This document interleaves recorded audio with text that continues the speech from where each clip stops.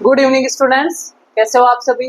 हमारी जो रसायन विज्ञान वाली क्लासेस चल रही थी आवर्त सारणी वाली, उसको आज कंटिन्यू करते हुए आगे कुछ पॉइंट्स लेकर आई हूँ मैं, इंपॉर्टेंट और पॉइंट्स। तो पिछले वाली क्लास में भी मैंने आपको बताया था कि ज्यादा से ज्यादा आपको नोट्स, हैंड रिटन नोट्स बनाने और फिर उनको खुद पढ़ना है, ना कि आप पीडीएफ के भरोसे मत रहो, क्योंकि पीडीएफ आप रख लोगे बस मन की संतुष्टि के लिए, लेकिन ना तो वो आप पढ़ोगे और पढ़ोगे तो भी आपको अच्छी तरह याद नहीं रहेगा। तो ये जो मैं बता रही हूँ आपको, ये सारे क्या करना है, बिल्कुल लिख लिख के फिर याद करना है। अब देखिए, जो पहला पॉइंट है वो है गाड़ियों की नंबर प्लेट तथा विज्ञापन बोर्ड बनाने में रेडियम धातु का उपयोग होता है। किसका उपयोग होता है? रेडियम धातु का। आतिशबाजी के दौरान पटाखों की रोशनी का हरा रंग किसके कारण होता है? हरा रंग होता है बेरियम के कारण, और लाल रंग होता है स्ट्रोंसियम के कारण। यानी पटाखे छूटते हैं तो मुख्य रूप से दो कलर निकलते, एक तो लाल और एक हरा। जो लाल रंग निकलेगा वो स्ट्रोंसियम के कारण निकलेगा, और हरा रंग है वो बेरियम के कारण निकलेगा। प्रकाश विद्युत सेल बनाने में सीजियम धातु का उपयोग होता है। किसका उपयोग होता है? सीजियम धातु का। विद्युत हीटर की कुंडली है वो नाइक्रोम की बनी होती है। उसी प्रकार जो आयरन पायराइड्स है, इसे क्या कहा जाता है? झूठा सोना। यानी बिल्कुल सोने की तरह दिखता है लेकिन वास्तविक सोना नहीं होता है, इसलिए आयरन पायराइड को क्या कहा जाता है? झूठा सोना। उसी प्रकार कैलोरीमीटर बनाने में किसका उपयोग किया जाता है? तांबे का। तांबा विद्युत उष्मा का सुचालक होता है, इसलिए कैलोरीमीटर बनाने में किसका उपयोग किया जाता है? तांबे का। अगला है सफेद सोना प्लेटिनम। प्लेटिनम को क्या कहा जाता है? सफेद सोना। उसके अलावा सफेद कठोर धातु भी है। क्या? प्लेटिनम सबसे महंगी धातु भी है। कौन?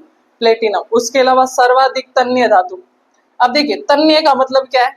ऐसी धातु जिसका सबसे ज्यादा तार खींचे जा सकते हैं, यानी 1 ग्राम सोने से 2 किलोमीटर लंबा तार खींचा जा सकता है। इसका मतलब है सबसे ज्यादा तार खींचे जाने वाली धातु यानी तन्य धातु कौन है? सोना, या Au इसका प्रतीक चिन्ह है। और इसी के कारण, इसी गुण के कारण सोने से है वो आभूषण बनाए जाते हैं। ठीक है, तो इन कुछ पॉइंट्स को नोट कीजिए, फिर हम और पॉइंट्स डिस्कस करते हैं। तो स्टूडेंट्स, अब हम कुछ आगे के पॉइंट्स को देखते हैं। देखिए, काफी मैंने इंपॉर्टेंट पॉइंट्स लिखे हैं। देखिए, सबसे पहले पॉइंट आता है कृत्रिम धुआं उत्पन्न करने वाली गैस। कृत्रिम धुआं क्या होता है? आप मूवीज देखते हो, उसके अंदर स्टेज पर बहुत ज्यादा धुआं धुआं होता है और उसमें से जो हीरो है वो निकल के आता है। या आप देखते हो डांस फ्लोर पे बिल्कुल ऐसा कुछ स्प्रे किया जाता है जिससे धुआं ही धुआं हो जाता है, आसपास का वातावरण दिखाई नहीं देता है। वो धुआं किससे उत्पन्न होता है? जो गैस छिड़की जाती है वो गैस कौन सी होती है? N2। N2 किसका प्रतीक चिन्ह है? नाइट्रोजन। पहले ही मैंने आपको बताया है कि आपको इनका प्रतीक चिन्ह भी याद रखना है। जैसे ऑक्सीजन गैस का O2, सिर्फ ऑक्सीजन का O। नाइट्रोजन गैस है तो N2, हाइड्रोजन गैस है तो H2, कार्बन डाइऑक्साइड ऑक्साइड है तो CO2, कार्बन मोनोऑक्साइड है तो CO।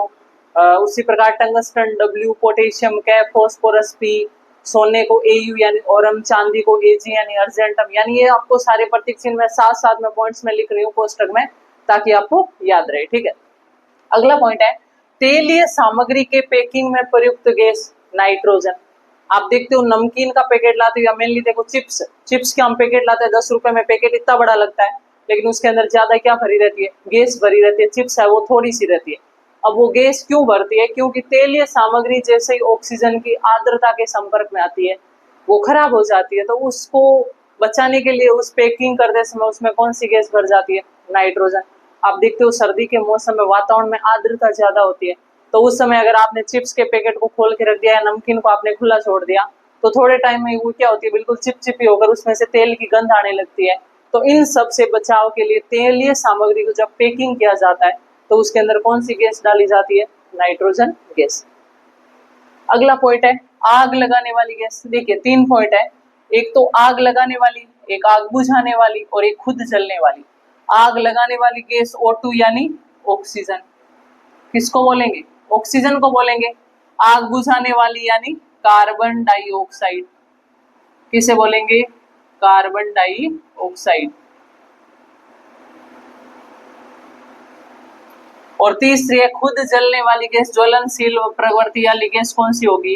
हाइड्रोजन। तो तीनों पॉइंट आपको ध्यान रखना है। आग लगाने वाली गैस ऑक्सीजन, आग बुझाने वाली गैस कार्बन डाइऑक्साइड और स्वयं जलने वाली गैस हाइड्रोजन।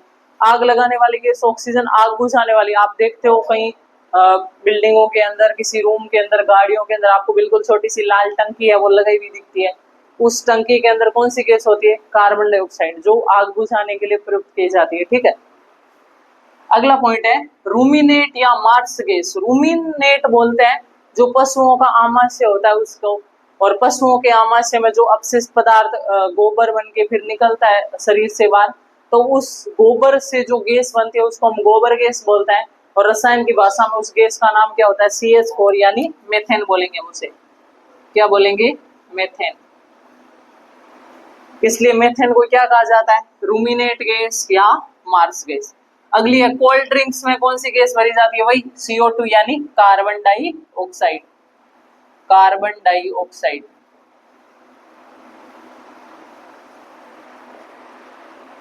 आपने जैसे ही थम्स अप की बोतल को खोला उसमें से गैस निकलेगी कि नहीं निकलेगी?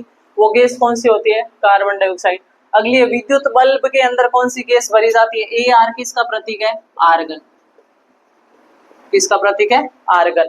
और जो विद्युत बल्ब के तंतु है वो टंगस्टन के बने होते हैं। बहुत इंपॉर्टेंट है, कई बार क्वेश्चन पूछा गया है कि विद्युत बल्ब के अंदर कौन सी गैस भरी जाती है, तो आपको ध्यान रखना विद्युत बल्ब के अंदर आर्गन गैस भरी जाती है, और विद्युत बल्ब के तंतु किसके बने होते हैं? टंगस्टन के।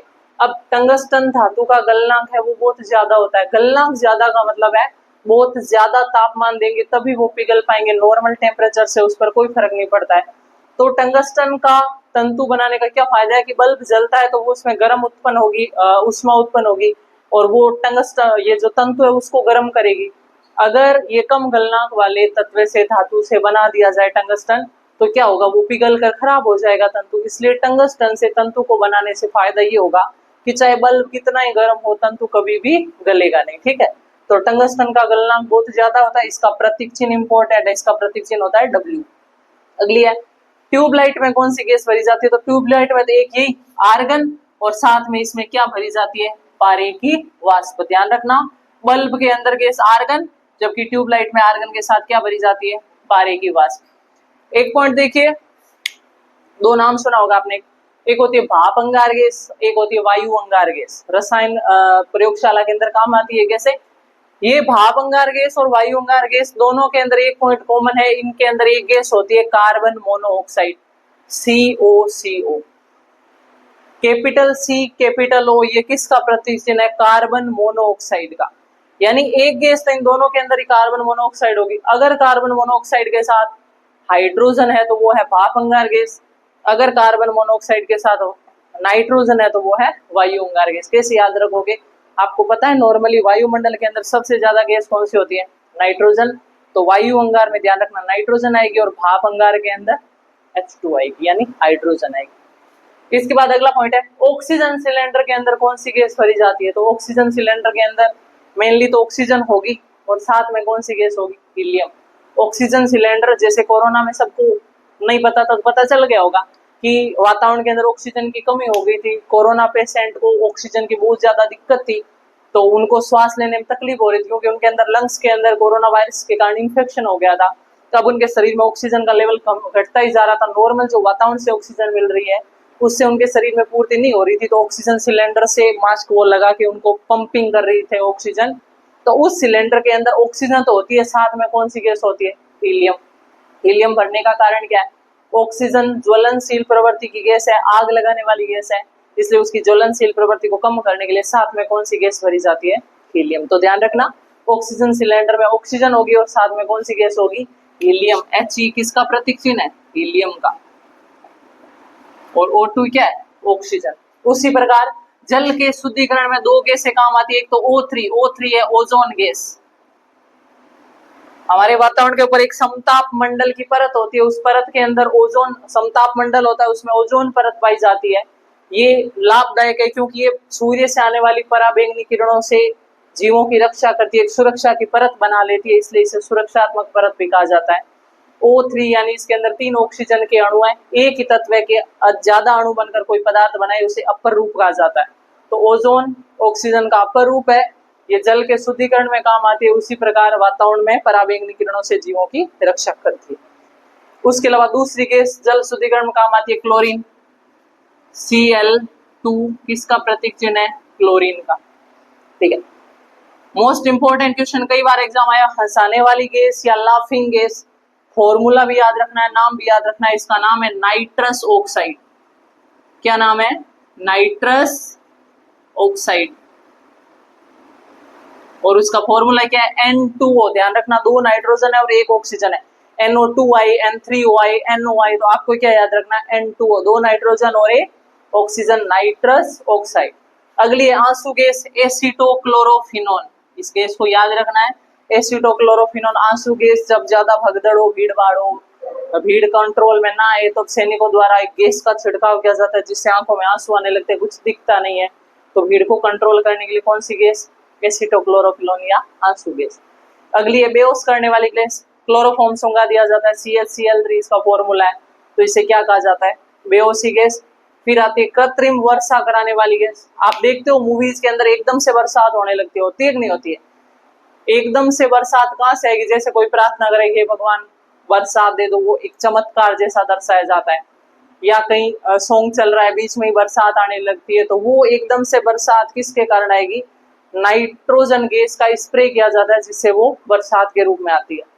और लास्ट है फलों को पकाने वाली गैस, एथिलीन। कच्चे फल है जैसे केले है, इनको पकाने के लिए इस गैस का छिड़काव करके उसको ढक दिया जाता है जिससे वो फल पककर, ये जो एथिलीन गैस है ये पौधों के अंदर भी खुद के अंदर पाई जाती है। एथिलीन नाम का हार्मोन होता है जो क्या करता है? पादपों में फलों को पकाने का काम करता है नेचुरल रूप से। लेकिन अगर हमने कृत्रिम रूप से कच्चे फल तोड़ दिए तो उनको पकाने के लिए कौन सी गैस का छिड़काव किया जाता है?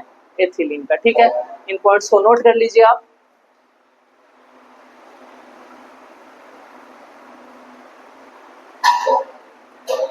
और इसके साथ ही अपने जो आवर्त सारणी के कुछ इंपॉर्टेंट पॉइंट्स मैंने बताए थे, सिंगल लाइन से जो क्वेश्चन बनते हैं उनको मैंने बताया था, शुरू में भी बताया था, फिर आपको बता रही हूँ कि आपको एक एक पॉइंट को लिख लिख के याद करना है ताकि आपको ज्यादा याद रहेगा, ज्यादा टाइम तक याद रहेगा। और फिर से बोल रही हूँ, ये जो टॉपिक है आर्मी एग्जाम के लिए एक प्रकार का वरदान है, क्योंकि इसमें से 4 से 5 क्वेश्चन है वो फिक्स आता है।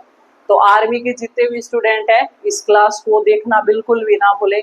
बाकी हर कंपटीशन एग्जाम के अंदर रसायन विज्ञान के सामान्य जो प्रश्न आते हैं वो इसमें से आते हैं।